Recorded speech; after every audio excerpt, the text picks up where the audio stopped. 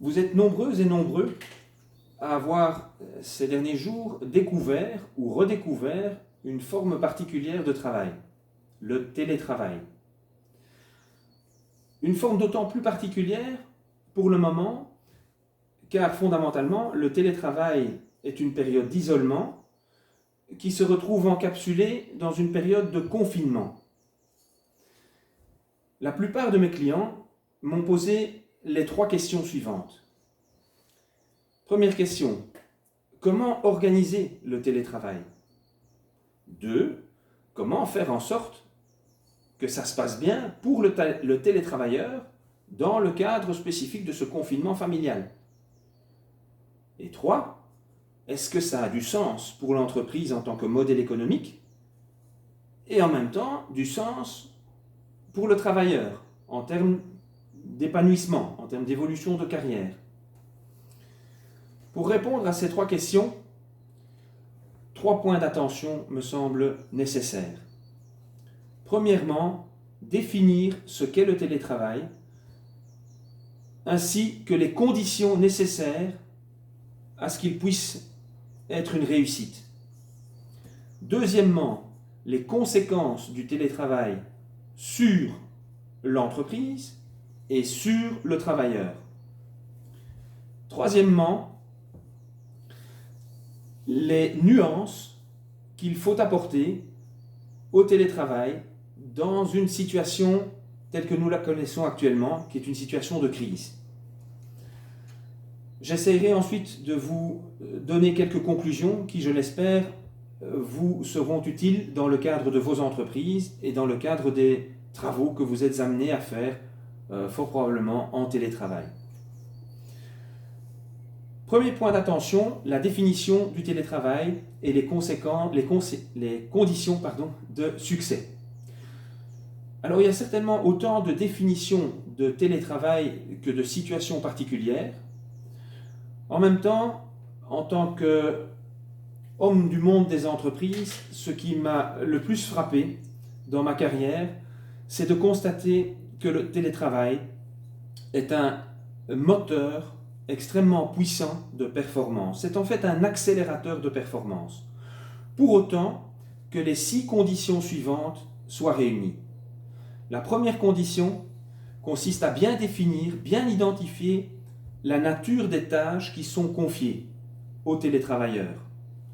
Ce qui suppose, par ailleurs, que le télétravailleur ait la capacité de travailler de manière isolée, autrement dit, qu'il ait une capacité d'autonomie suffisante, en particulier une autodiscipline par rapport à l'organisation de son travail, et deuxièmement, qu'il ait la volonté de travailler à distance. Après avoir identifié les tâches, la deuxième clé du succès, c'est une bonne approche de la charge de travail que leur exécution va représenter, de manière à pouvoir établir un programme de travail qui a du sens. Troisième condition, les outils. Alors bien entendu, il faut un PC, il faut une caméra, il faut des programmes, des logiciels, etc. Mais il faut surtout que l'Internet fonctionne. Quatrième clé du succès,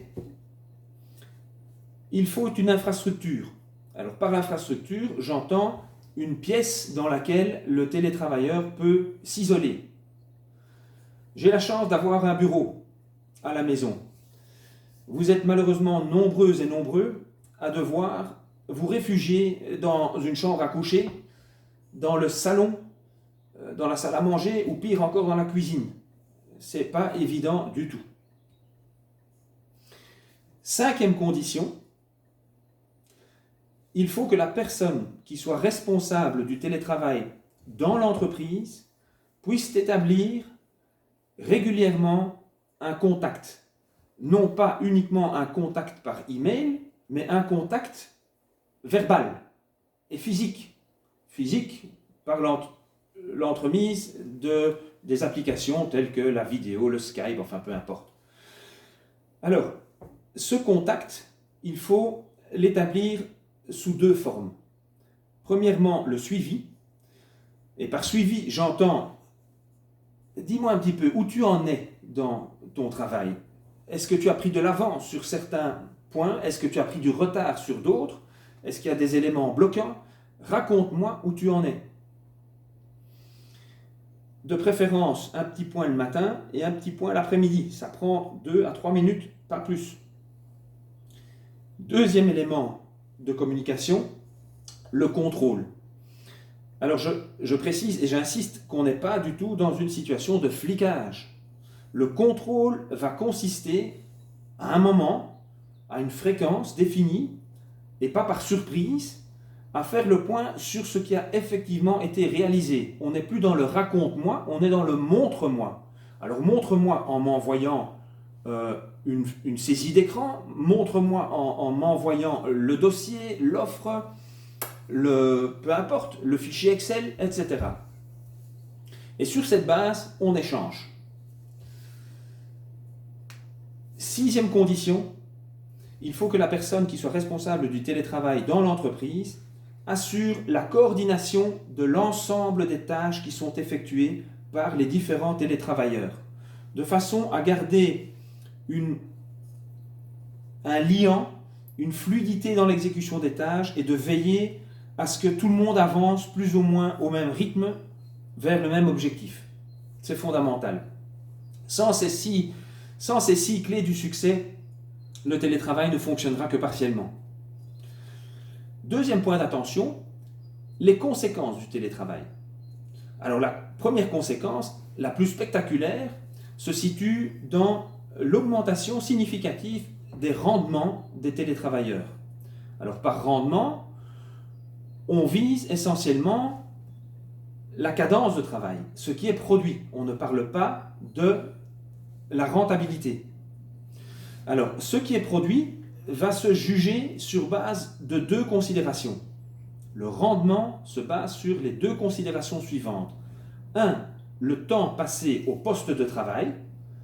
Et là, je vous laisse imaginer que quand on est à la maison, en télétravail, dans un bureau, dans une chambre, peu importe, quand on y passe 5 heures, on est 5 heures quasi à son poste de travail. En entreprise, l'histoire est tout à fait différente. Et deuxième élément de l'équation du rendement, c'est la cadence de travail. Là aussi, je vous laisse imaginer que si la personne est concentrée, qu'elle n'est pas dérangée, qu'on ne l'interrompt pas à tout bout de champ dans son travail, elle va tracer à une vitesse qui est sensiblement supérieure à celle qu'elle pourrait avoir dans un environnement de bureau.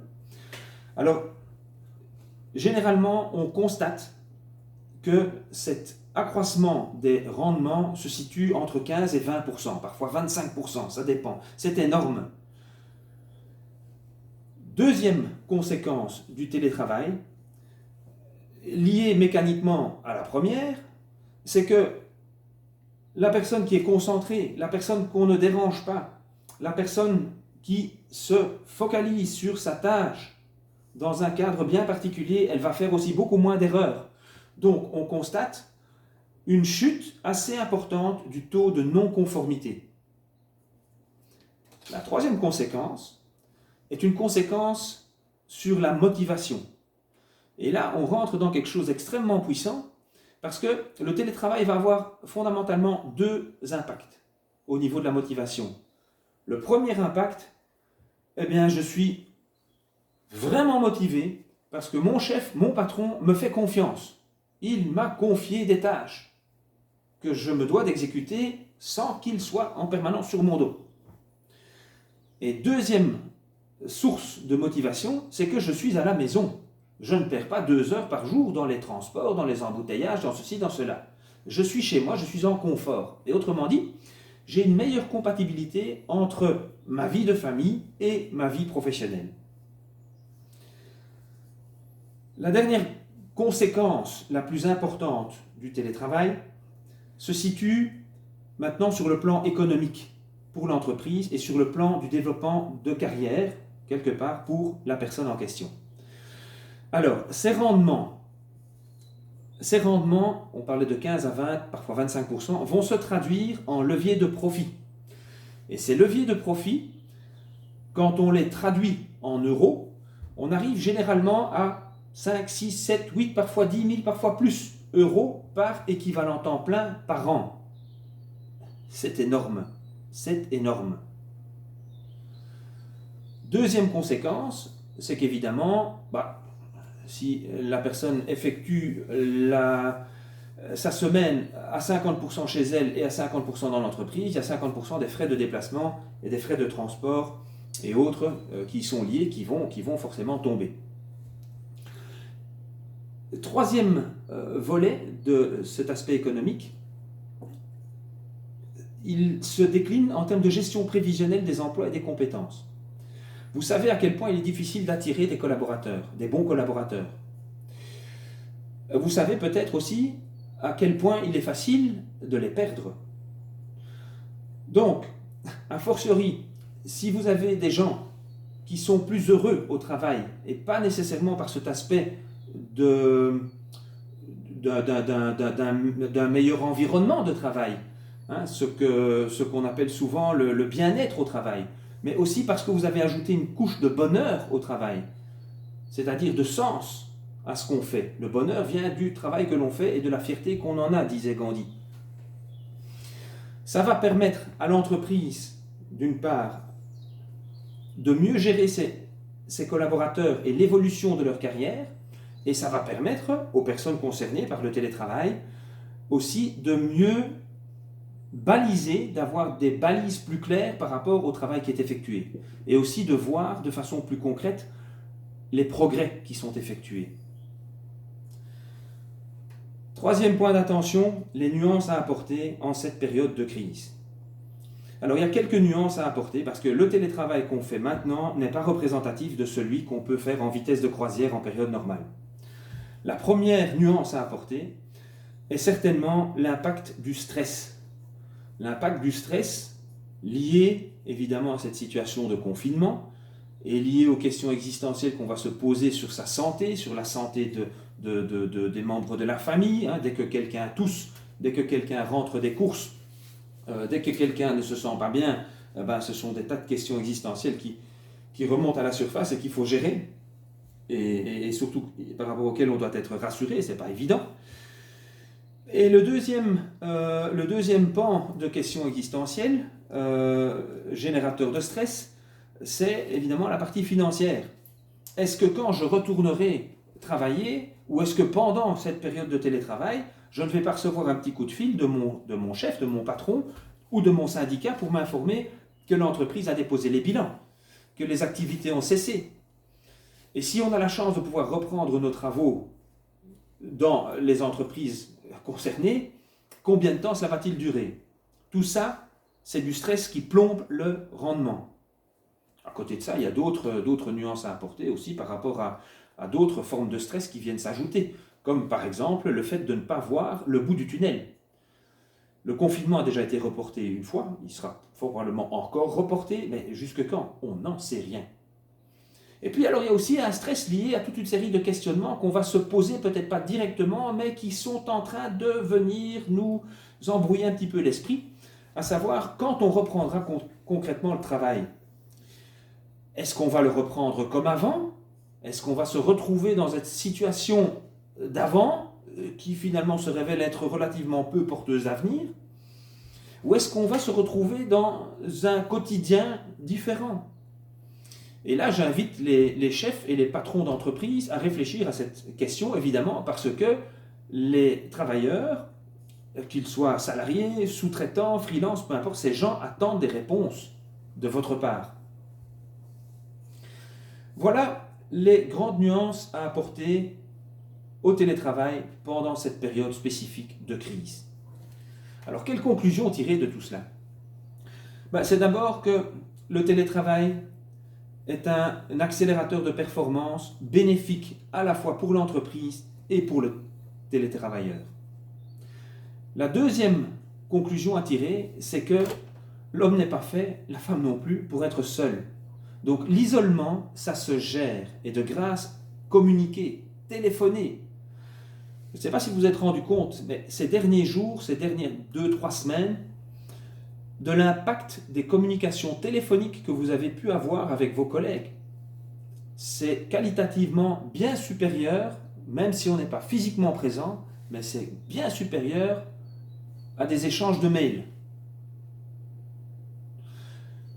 La dernière conclusion qu'on peut apporter à ce niveau-là, c'est que dans la période spécifique que nous connaissons actuellement, vous pouvez considérer, pour la plupart, le télétravail comme une façon transitoire de découvrir quelque chose de différent et d'intéressant pour toutes les parties. Alors, ce télétravail, pour la plupart, encore une fois, nous est tombé sur la tête du jour au lendemain, donc ça veut dire qu'on improvise, autrement dit, il faut corriger en cours de route, etc. Mais ça n'est pas grave, ça n'est pas grave. Vous allez trouver vos marques. Et dernier élément de conclusion, c'est que quand le travail va effectivement reprendre, nous serons, tant du côté des travailleurs que du côté des patrons, bien mieux en mesure de juger des bénéfices du télétravail et du bienfait que le télétravail peut apporter par rapport au travail normal. Et je suis convaincu que pour beaucoup d'entre nous, nous allons garder une partie de télétravail. Pour l'instant, on est en plein dedans. Je pense sincèrement que quand les activités vont reprendre, beaucoup de gens vont conserver, de façon organisée bien entendu, 1, 2, voire 2 journées et demie, peut-être 3 journées par semaine de télétravail. Et c'est là que tout ça aura du sens. Parce que ces périodes de télétravail vont permettre de tracer de façon beaucoup plus efficace pour tout le monde. Et les périodes de présence en entreprise seront nécessaires parce qu'elles vont permettre de garder cette dynamique sociale et de garder cette émulsion de groupe. Voilà, j'espère que ces quelques réflexions vous auront été utiles, que vous allez pouvoir les mettre en application. Si jamais vous vous ennuyez, je vous recommande un excellent bouquin qui s'appelle Management Passion, que j'ai eu le plaisir d'écrire avec Marc Évrard. Et voilà, je vous souhaite du bon boulot, un bon confinement et à bientôt.